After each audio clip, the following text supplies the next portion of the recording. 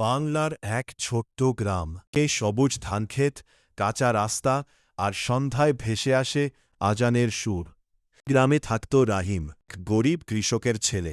ছোটবেলা থেকেই পরিশ্রমী, শান্ত স্বভাবের। ছিল মায়া, গ্রামের স্কুল শিক্ষকের মেয়ে।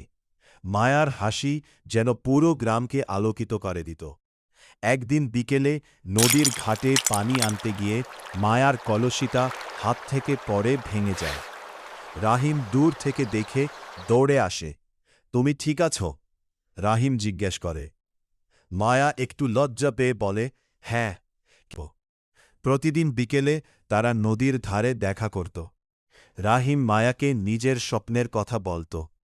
একদিন সে বড় কৃষক হবে। মায়া বলত সে শহরে গিয়ে পড়াশোনা করতে চায়। ধীরে ধীরে অজান্তেই তাদের বন্ধুত্ব ভালোবাসায় বদলে যায়। একদিন হঠাৎ মায়ার বাবা সিদ্ধান্ত নিল মায়াকে শহরে পড়তে পাঠাবে। বিদায়ের দিন নদীর ধারে দাঁড়িয়ে মায়া কাঁদতে কাঁদতে বলল, তুমি কি আমাকে ভুলে যাবে? রাহিম চুপ করে শুধু বলল, আমি অপেক্ষা করব। বছর কেটে পিছনে